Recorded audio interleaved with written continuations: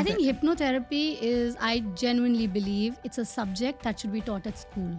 Maybe not as hypnotherapy, but the workings of the subconscious mind. Because everything is about that at the end of the day. Because abundance doesn't come in columns, we verticalize it, right? And even that is why so many people talk about my manifestations not working, because your intention is very fixated. And then you are already struggling in that fixated space. So your vibration is not going to match the abundance. My body will not lie to me. Right. Yeah. So if I'm open, if I'm excitable, follow through. If I feel light, follow through. But if I'm feeling heavy and every inch in me is kind of feeling resisted, then kind of pause and re-look at the situation. Just look in the mirror, see yourself and say, I accept myself just the way I am. Welcome to the She Invest Show. This is where we have conversations about wealth, energetics, money mindset, and how to generate wealth with confidence and ease. Every episode brings you grounded conversations with people who are living this reality. Let's dive in. Today, I've got someone very dear to me. It's my wellness mentor of 10, 11 years now, if not more.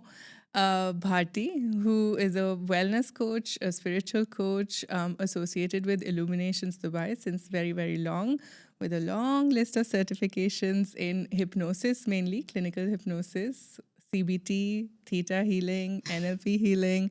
What has she not done is the question. I am so excited today to bring a conversation which is going to be, at least as my intention is, a little on the unhustle or the unlearning that so many of us need to go through. I very much came into Bharti's bubble or in her surroundings wanting to do more, wanting to learn, and it's been so transformative having her support through all these years and so much that's happened through these years. But I'm very much on the other spectrum in trying to lean back a little more, receive a little more. So that's the intention that I'd want to set. But welcome, Bharti. Welcome to the show. Thank you so much, Kalyani. And it's so beautiful to be sitting here next to you like this. I love it. I know. It feels a little surreal because I always go with a list of things. No, but this is awesome to see you like this. Yes, thank you very much. Thank you. Bharti, I'd like to go a few years ago to what generally there's a transformation point that brings people into spirituality. Let's call it that for the want of a better word. What was the turning point for you? So again, I got onto this journey because I was always very inclined to it. Let's put it like that. More than spiritual, I actually got in more from a curious space of understanding people, which is why even during my graduation and all, I chose psychology. I wanted to understand why people think the way they think, why are we born, where do we go after we die? And, so these questions were very, very predominant in my space. And unlike needing to go through something which was not great, which got me into spirituality, it was actually the other way around. I was having a lovely time in whatever work I picked up. I was working with a wonderful media company back in India, doing really well, had the best of bosses, came to Dubai, started here, had a fantastic job. But there was always this feeling from within that something is missing. Like I'm not where I'm meant to be. And that question got me thinking, okay, maybe I need to study again, maybe I need to travel, maybe I need to do something. And as I was open to the idea that something needs to change, things just started to fall into place. My boss was super supportive. He said, please take a sabbatical, take a break, come back if you have to. My partner was so supportive. He's like, please study. We had no kids back then. Yeah. So as I said, okay, I'm ready, things just started falling into place one after the other. This is exactly what I want to unpack in so many different ways. Because yes, the call is strong for so many of us, but most of us are not open to it because we want to carry on that one path and get really far up and high until by that time, we lose kind of that connection where the call becomes so small and feeble that we don't hear it anymore because we're so used to suppressing it. So Thank you for sharing that. So, was there, would you say, a before and after Bharti 1.0, Bharti 2.0? If you ask my friends and family, they'll say definitely. Really? Tell us a little bit Um, about the No, before. I mean, see, intrinsically, I'm the same person. Yeah. But I think over this journey, it has made me more self aware to start with. It has made me more present because, again, being the person that I was, I don't want to put labels, but things like, let's say, type A and Sagittarian. So, you get the gist. You are always on top of things, need to control things, need to be one step ahead. That was me. That is still me. It is still me. But I think the approach has changed. I think the surrender is different. The need to control is still there, but it shows up differently. And I think that's been the journey of this version 1 to version 2. Wow, it makes so much sense that I've connected with you in so many different ways. Not knowing that version 1 was very similar to how I think I could put myself as how I see myself as well. Knowing that, version 1 or so many of us feel so driven by success or certifications, having done so many different modalities, having delved into so many different ways of wellness or self care.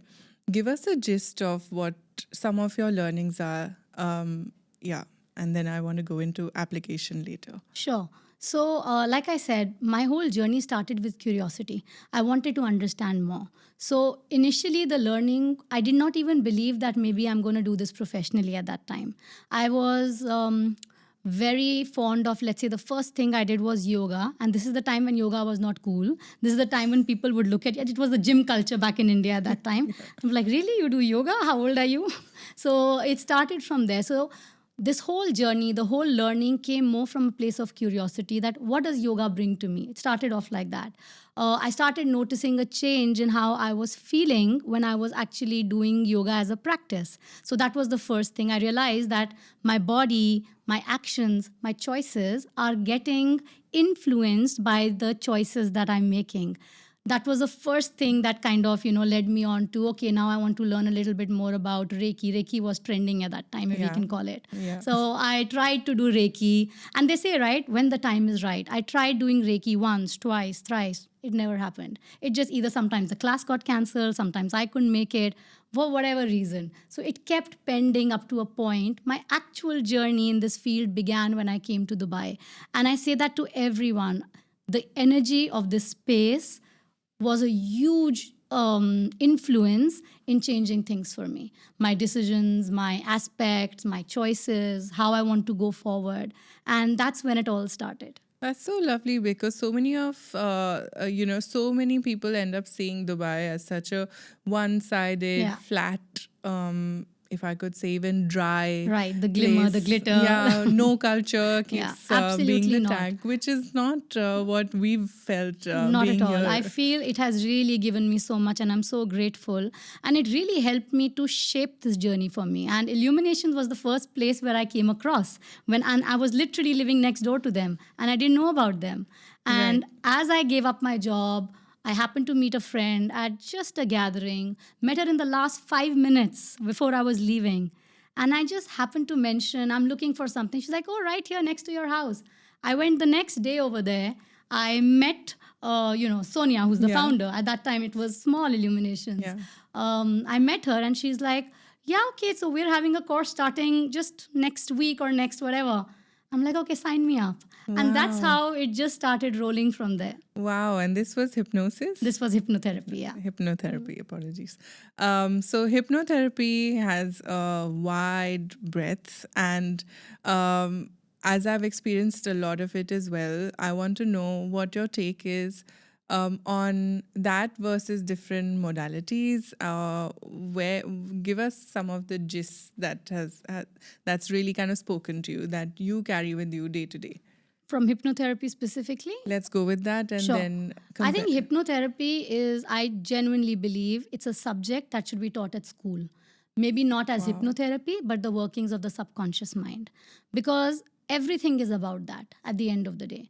And I think that particular curriculum, I would call it, not even just a course, over a period of time, really changed the way I looked at life.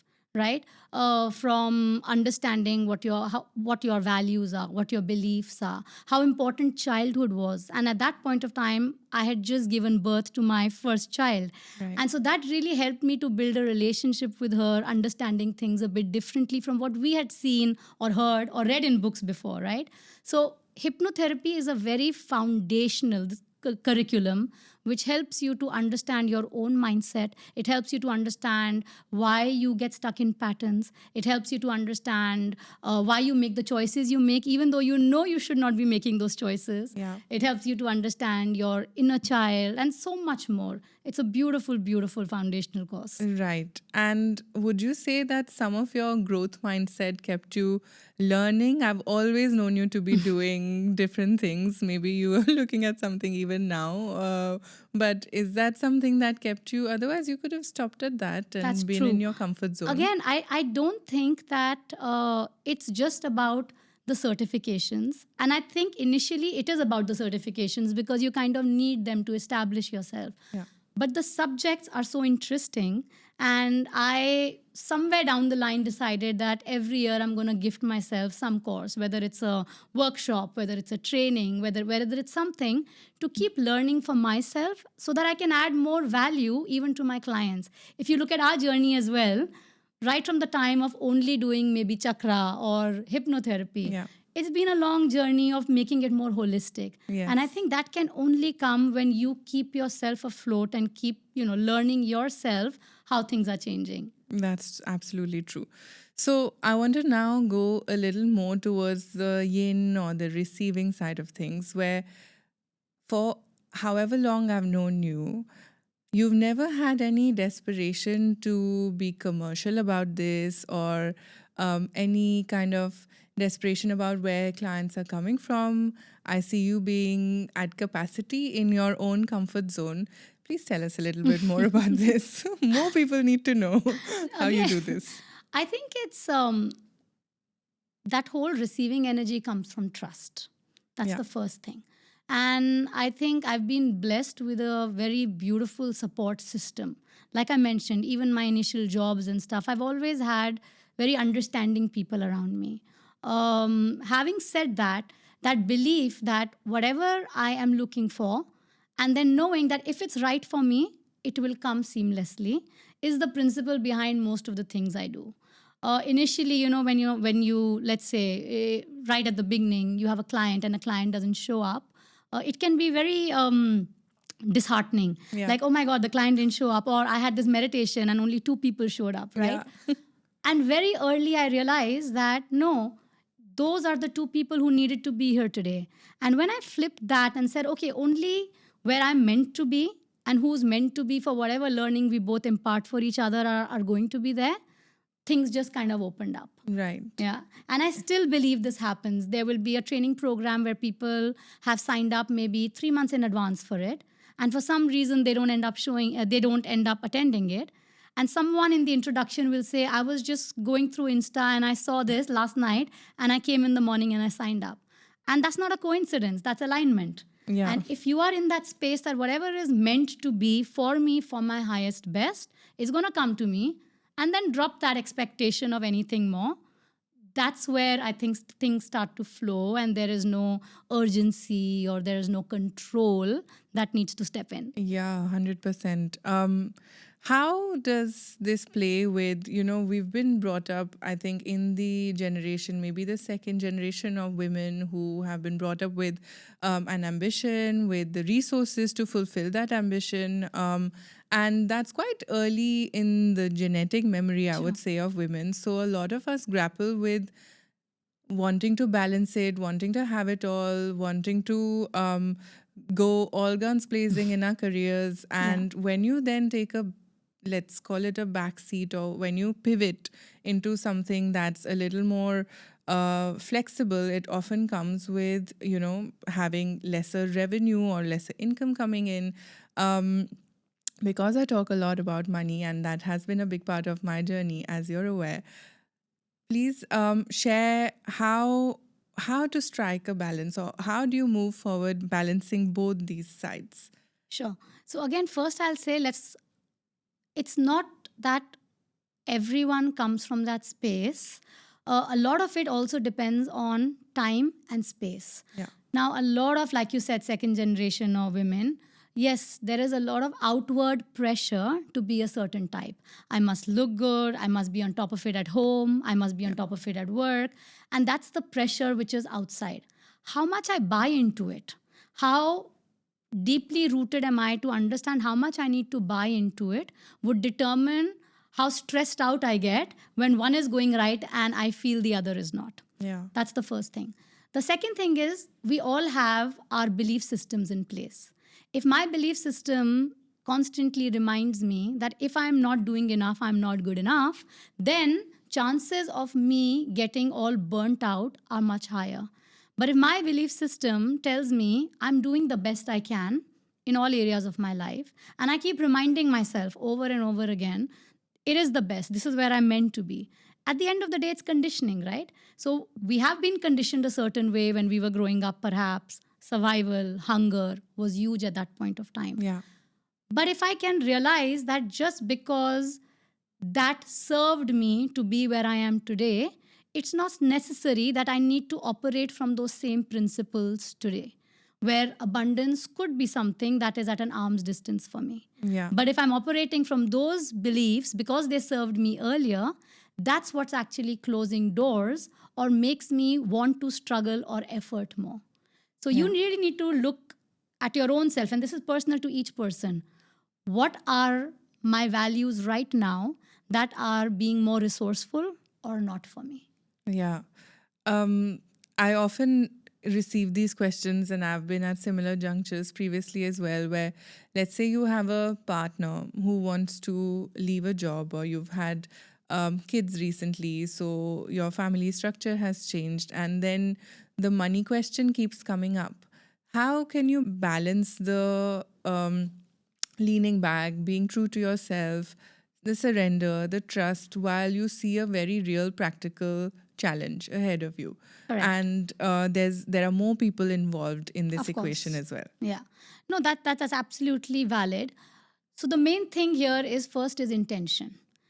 We only see and we only experience what we want to based on our beliefs, our experiences, on what I believe to be true, right? Yeah. If I believe that I have to struggle, these situations will pop up more in my lifespan. Yeah. But if I believe that everything is going great and will go great, everything that has to happen will come with a solution, and I will remain in that solution alignment. Challenges will be there. Yeah. It's not possible. We live in duality. Challenges will always be there. Does that mean it will always be beautiful? Maybe not.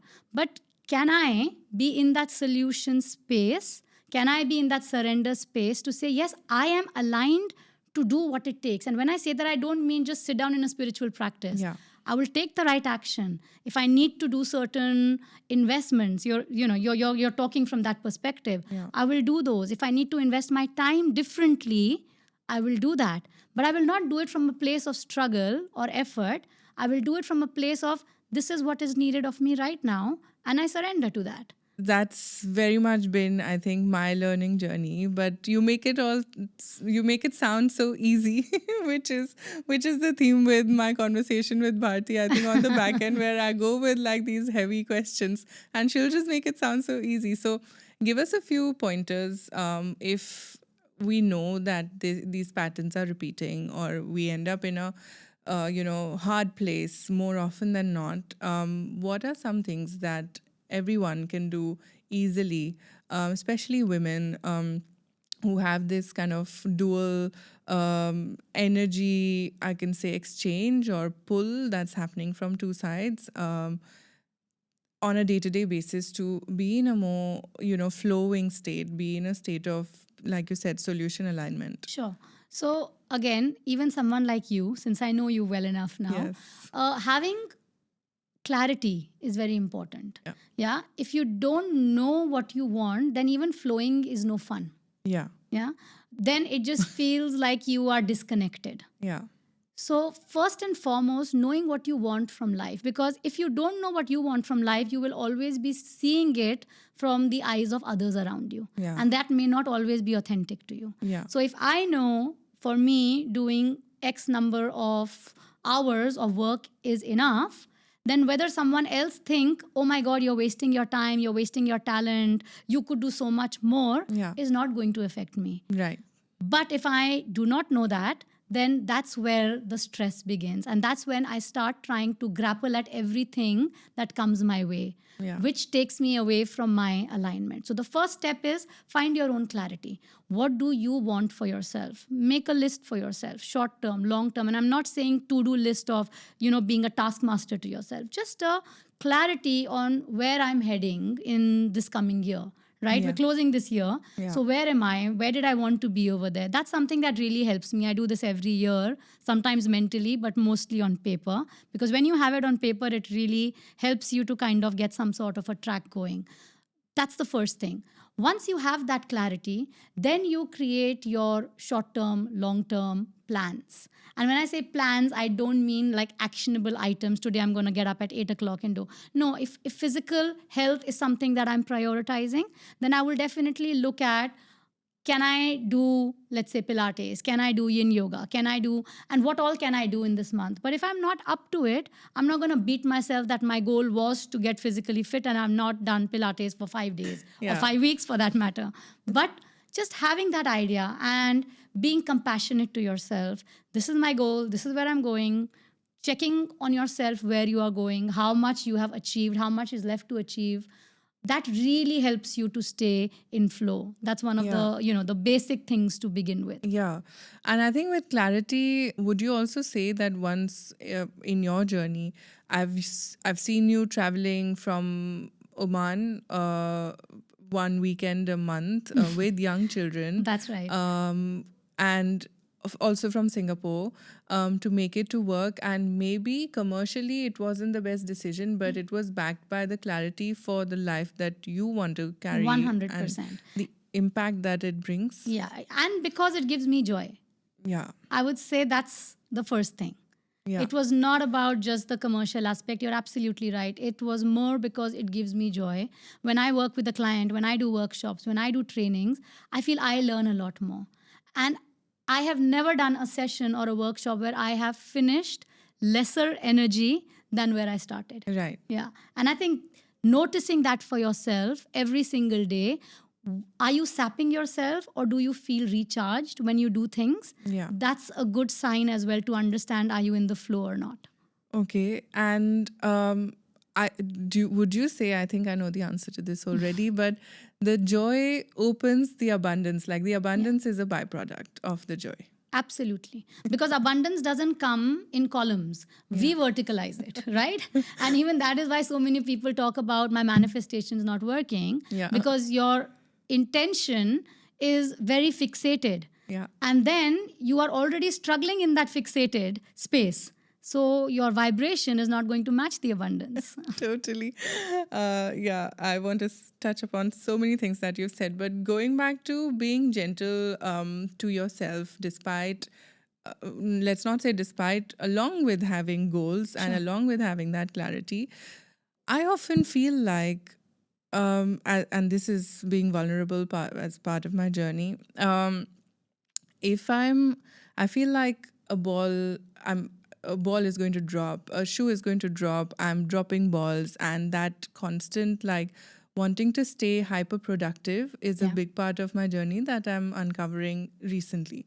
And I know exactly where it comes from. And we had this conversation as well where I was saying that I want to now come to a point of thinking that if I enjoy going for a swim in the sea, that's being the most productive. If I am reading a book, that's being the most productive. And you were correcting me to say, why does it even have to be productive? Why can't it just bring you joy? Yeah.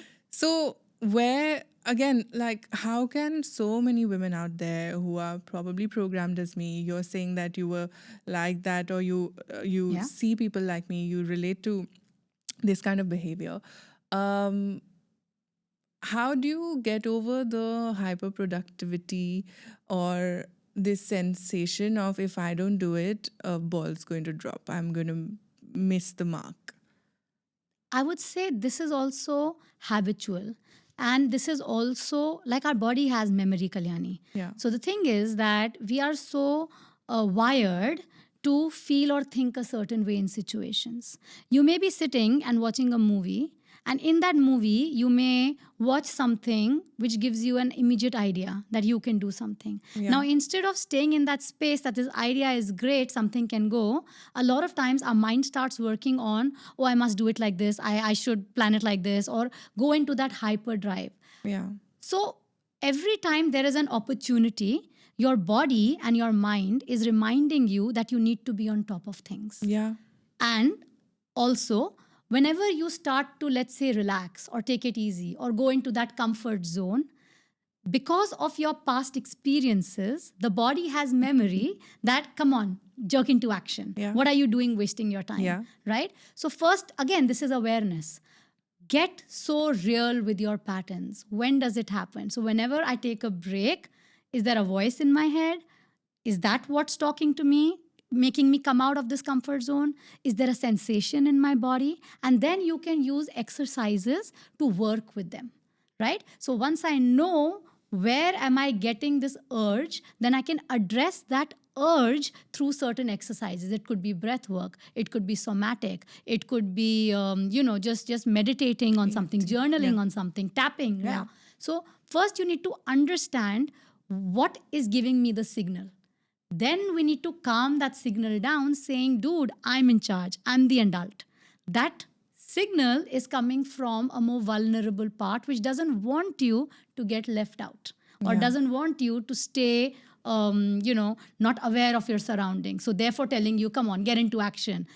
Everything's going right, something's going to go wrong. Be prepared.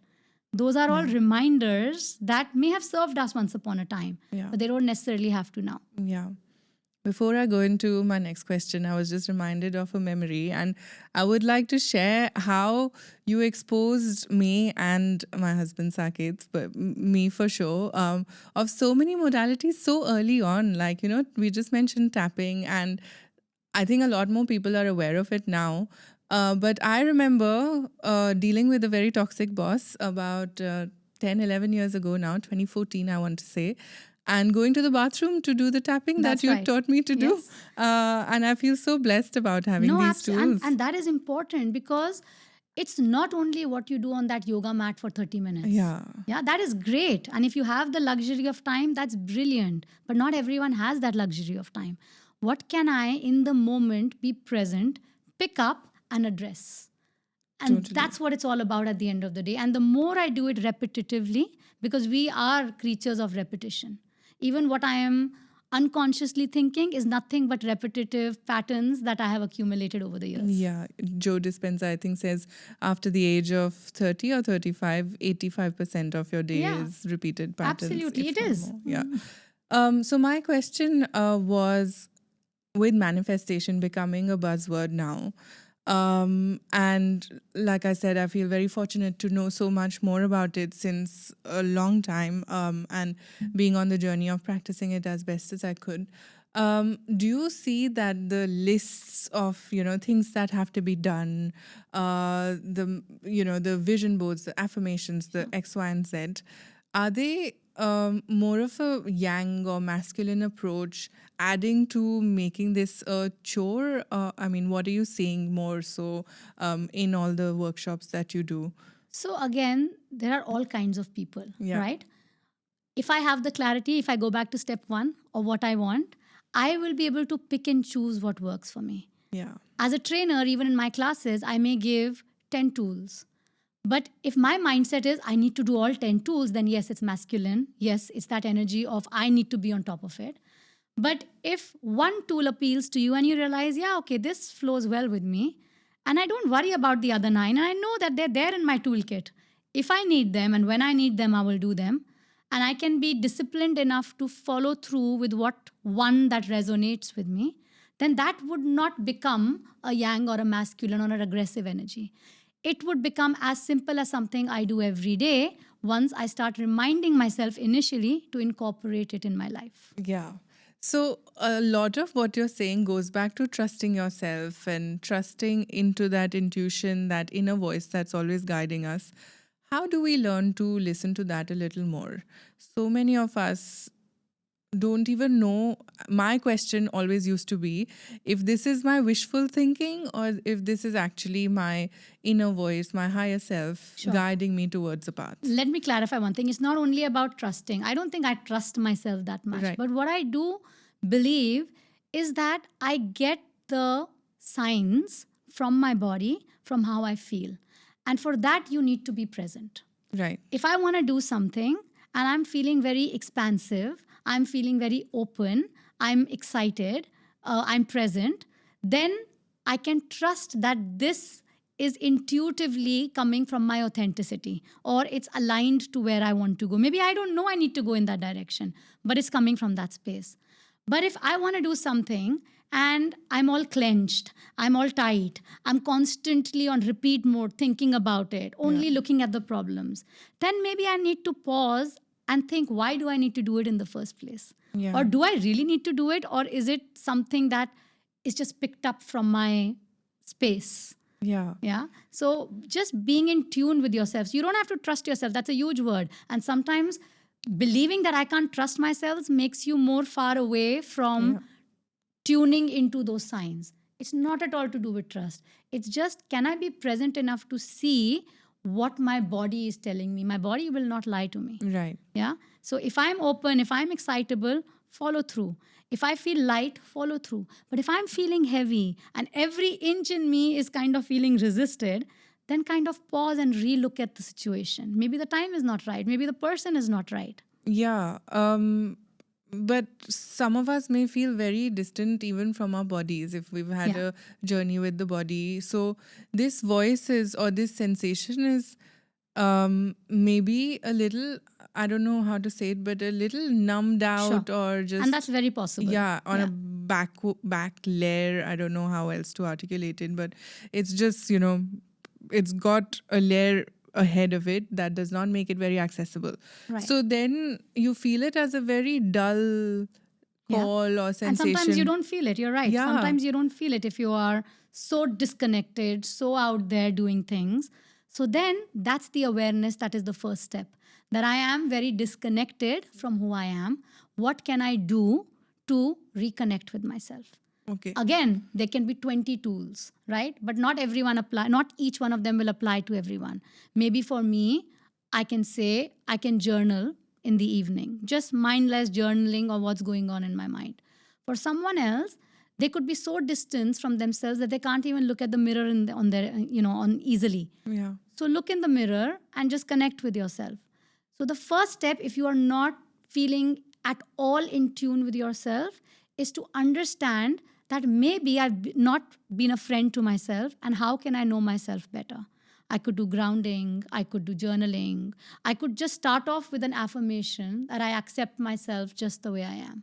That's a huge one. It sounds so simple, but many people find it extremely hard if I tell them, just look in the mirror, see yourself, and say, I accept myself just the way I am. Yeah. Yeah. So maybe that could be a starting point.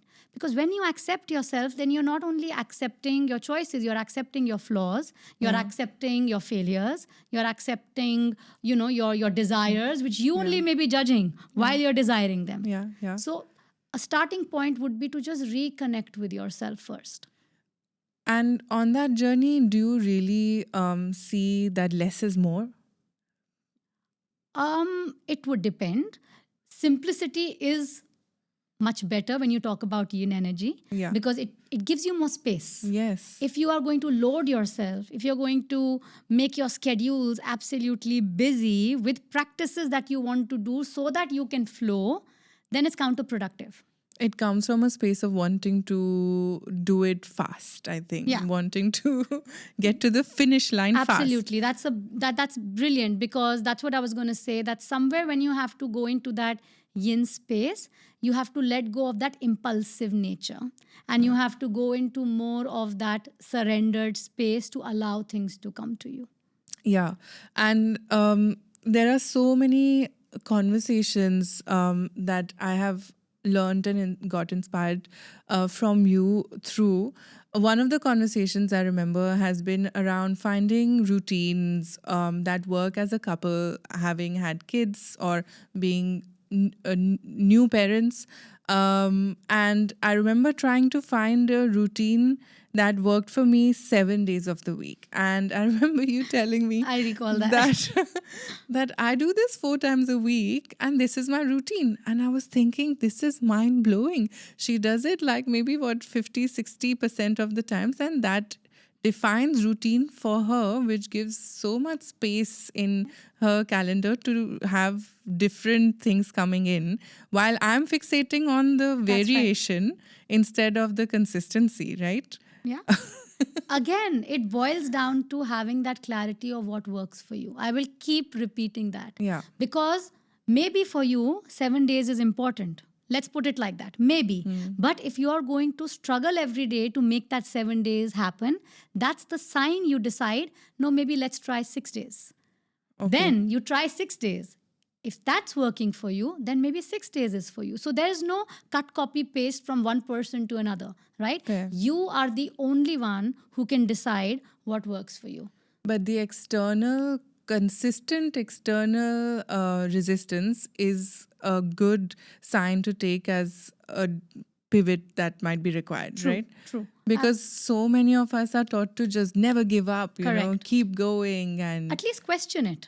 I mean, let's not make ourselves lazy. Yeah. That the first resistance, okay, I drop it. No, we're Yeah. not dropping anything. We're finding our balance. That's Yeah. what we have to do.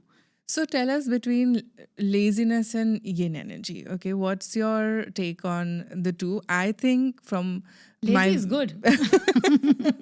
they're very different energies, but I want to hear what you think. So again, like I said, yin is a knowing. It's a state. Yeah, Right. it's a state of being. It's a space where you don't have to force things. Yeah. You can be in the flow. You can allow. You can receive. There's no ego, so to speak. Yin is powerful as well. Yin is strong as well. Yin is not weak. Yin is very strong.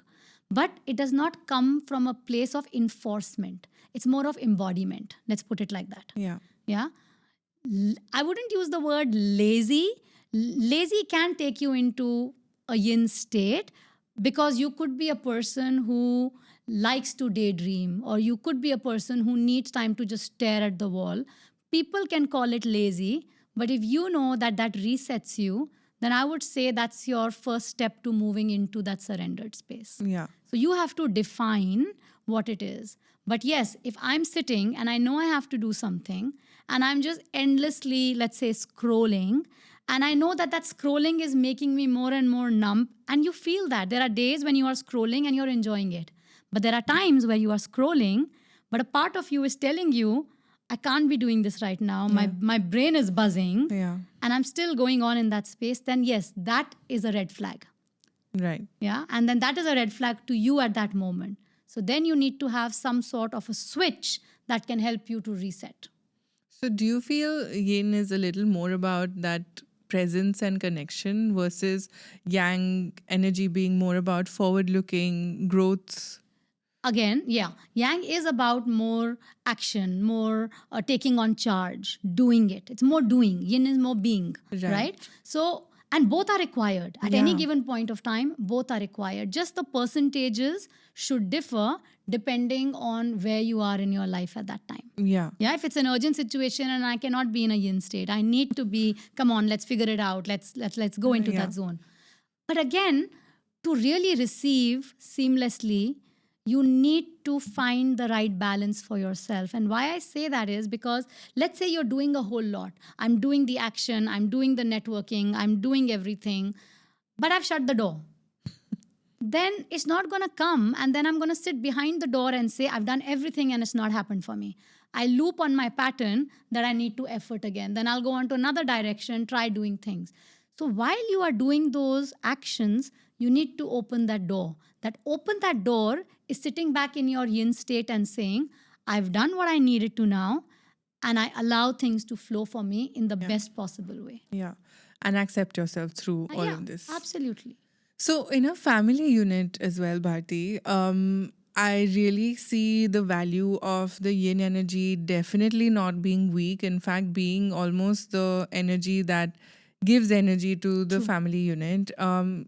Please share some of the things that you do or you've learned in your experience of being this wonderful, I would say, role model with bringing the yin while dissipating energy in a beautiful way around you. So again, I don't do anything extraordinary. It's very basic. But again, I go with what makes me feel. I'm a person who picks up energy very quickly. Yeah. So a space, a person, and honestly telling you, it has been a huge challenge as well, because those who know me well, they know that the subtitles come on my face very quickly. Yeah. Yeah. So if I pick up something, it comes right out there. It's been a journey to understand and to accept.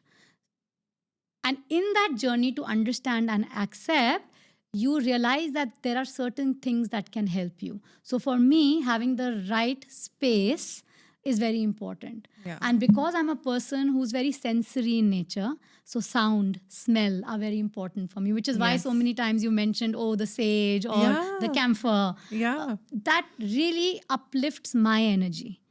Yeah, it does mine too, but I just don't prioritize it. So I want to learn a few things that So you again, do. it's not about prioritizing. You don't need to prioritize. And I tell this to you or to a lot of my clients to brush every day, right? Yeah. You just get up and you brush in the morning, or we hope you do, right? Yeah. So in the same way, certain things just become a part of what they are. Initially, you do it because it makes you feel light. So I like to put on the camphor, let's say about 4:30, 5 o'clock in the evening, because by then a lot of action has happened in the house. A lot of people have come and go. And so just putting that camphor makes me feel that the energy is kind of clearing itself. I Right. have a habit of putting on, let's say, binaural frequencies in Yes. rooms. Yeah. Again, it's not because I should do it and it will. No, it's just that when I put those frequencies on, I notice that, let's say, the arguments are slightly lesser. Yeah. Or I notice that the kids are a little bit more regulated Yeah. than they otherwise would be. Yeah. So when you start to understand what it does to you and how it makes you feel, then it doesn't become a task or a priority. Then it Yeah. becomes natural. Yeah, that's true. That's very, very true. So you have to see what it gives you in that moment. But again, I'll give you your example. You said you really like it, but you have to prioritize, which means that some way you don't prioritize what you like because you need to put other things before that. Yeah, this is 100% very much so my learning in the last 2 years.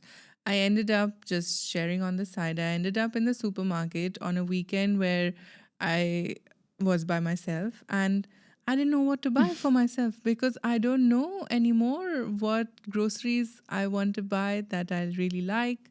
I had to really stop and think. Such a basic thing. Correct. But then again, you're someone who's so aware and you always have been, Kalyani. That's one of the things that you have. You always want to be on top of it with yourself. You need your structure, and structure is a good thing. Yeah. But sometimes your mind races faster than the present moment. And All the time. All the time. Presence is something that I have Yeah. to constantly remind myself of. And I think that's exactly what we are really driving down with Sure. this whole chat, right? Tell me, do your kids or your family members, do they get annoyed with binaural beats? Of course. Of course they do.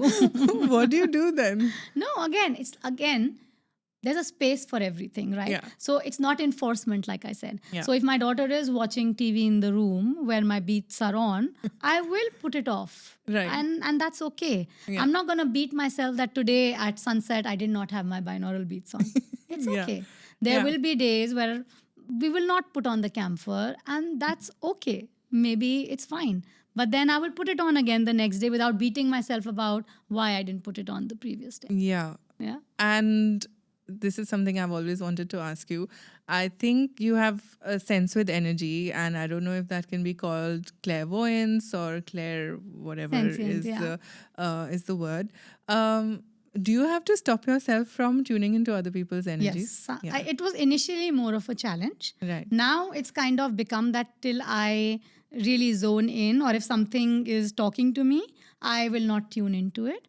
But yes, I do. Initially, when I started off, it could be very overwhelming. Yeah. Yeah, it could be. But I think a lot of us have that. We just don't realize what it is. Yeah, I want to know how to develop it a little more. Tell Yeah, us. I think more time with yourself, understanding yourself, getting connected with your body, doing a little bit of stillness initially can remind you what it feels like. We all have it. We all have it. Wow. But when we are rushing and racing against time, a lot of times we just pick up on that energy and make it ourselves. And so Yeah. for me, one of the key things which I do not forget to do every day is actually cleanse or clear off the energy that I've picked up from the day.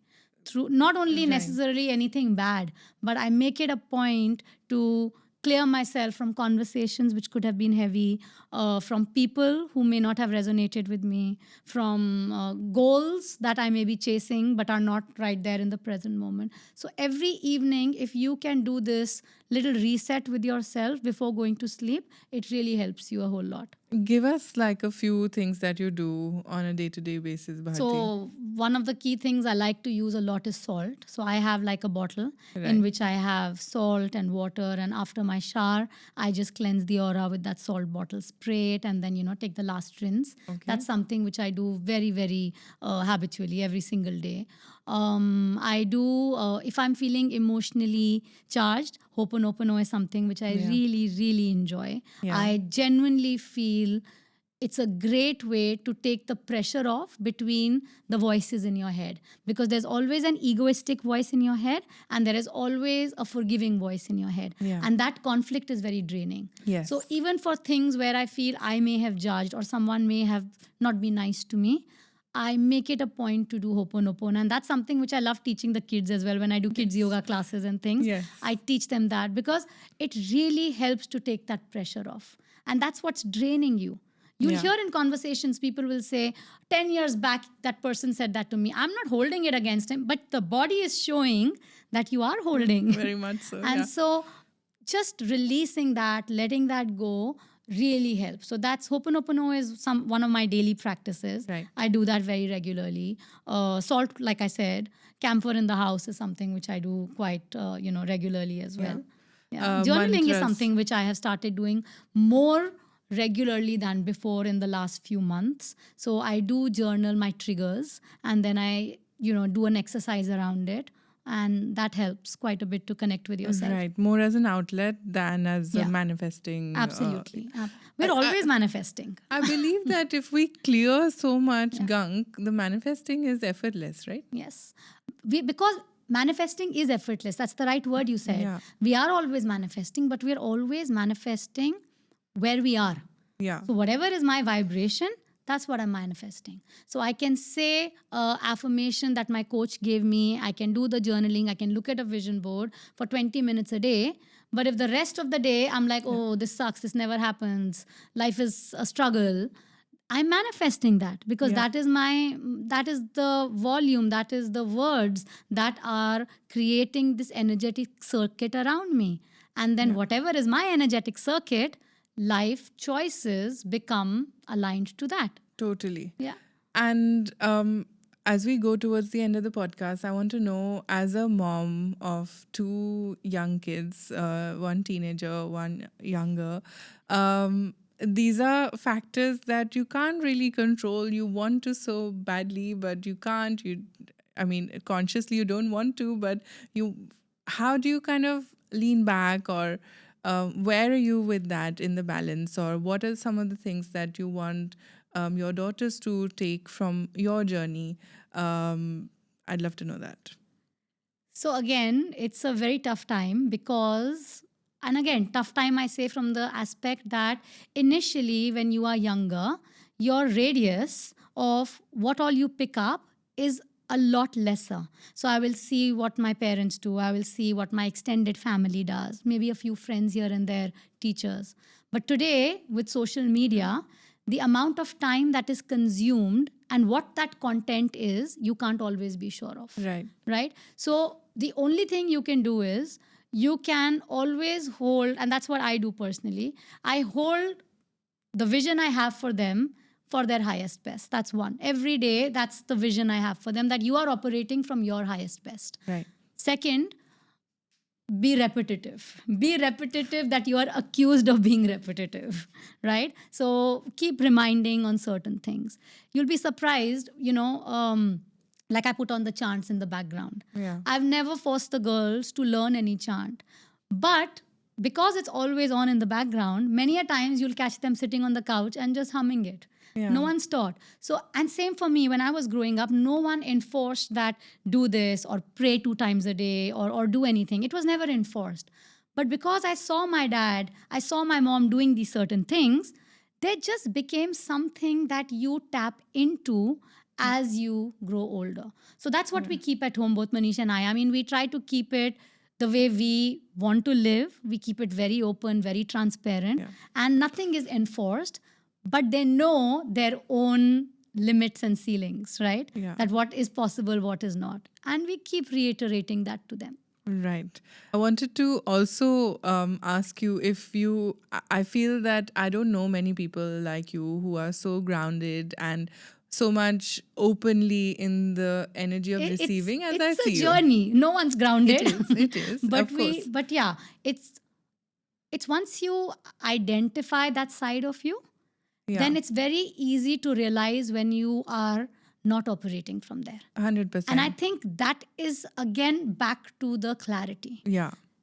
Whoever you are authentically somewhere deep down, I know I'm a person who wants a lot in life. Yeah. But the choices that I am making today, probably to get what I want in life, are very different from what I would have made maybe 20 years back. Yeah. Yeah. And so you will learn to understand, when am I stepping out of this power, which is more peaceful, to a power which is getting frustrated and impulsive. Because I think sometimes wanting a lot from life could straight away have the next process flow action item as you taking responsibility. If you want a lot from life, you do more, is what we are programmed to believe, right? So that's what I think a lot of what our discussion point was today. Correct. Because if that has been your belief system, then you will automatically gravitate towards that. But if you have the awareness that the same thing is possible with lesser effort or from different avenues, Yes. then chances are that as soon as you step into that first automatic space, you can be compassionate to yourself, do a little ho'oponopono to yourself, come back, and then take the next choice. Yeah, because as kids we were taught to work hard to get to, success. But then it helped us at that time, It right? did. It Yeah. did. I mean, to my kids also, I would Yeah. still want to teach them an element of So, hard work. Yeah, absolutely. And there's nothing wrong with that. Yeah. But after that hard work, to also insert that you deserve to enjoy all the goodness of life, whether you do the hard work or not, is also important. Yes. So that could be the missing piece of the puzzle. Because then it comes to a point of, oh, it's too good to be true now. Correct. And so then you will attract or manifest Yes. struggles to feel worthy of what good you've bought into your life. Yeah, and you constantly feel this palpitation about which shoe is going to drop now. So, Yeah. have you had any role models who you hold close to yourself in your life, or you feel you've forged your own path? No, it's not like that. Of course, we all have role models. I think I wouldn't say there's been one role model, but I've always enjoyed the work of a whole lot of people. And I'm always someone who really likes people who are authentic. Yeah. And seeing them, reading about them, really makes me want to do better for myself. So it's not one person, but there have been multiple people in multiple ways. Some people close to my own house, my own home, my family, my granddad. He's a huge inspiration from the beginning. My father, my mom, like different people doing different things has always made me feel that, yeah, a part of me can have that as well. And that's how I kind of look at. Yeah. Right. So, to finish this wonderful conversation, since what I do is very closely related to investing, the one final question that I tend to ask is, because the brand is called She Invests, what do you think she should be investing in? She should be investing in herself. That's the first thing I would say. Because if she invests in herself, then everything that she wants, she will get.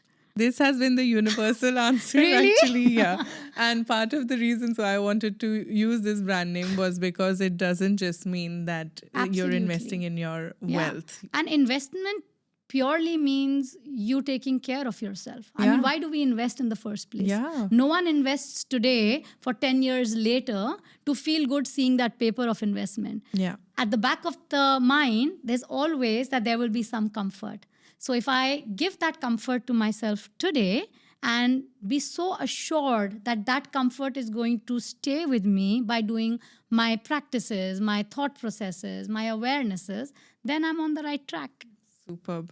Thank you so much for joining us, Bharti. Thank you. For anyone listening in, and if they want to get in touch with you or work with you or learn to unhustle a little more, where can they find you? So I'm here in Dubai with Illuminations. They can contact Illuminations, or also I'm very responsive on Instagram. I do post a lot of techniques and tools for daily work and things like that. Yeah. So they can connect with me on that as well. I'll link all the links below the video. And thank you once again. This was Thank such you. a pleasure. I hope I can have you come back for speaking on I would love different that. topics. But I really, really enjoyed being here. And it's so nice to actually talk to you like this. Yes, very much so. Thank you, Bharti. Thank you.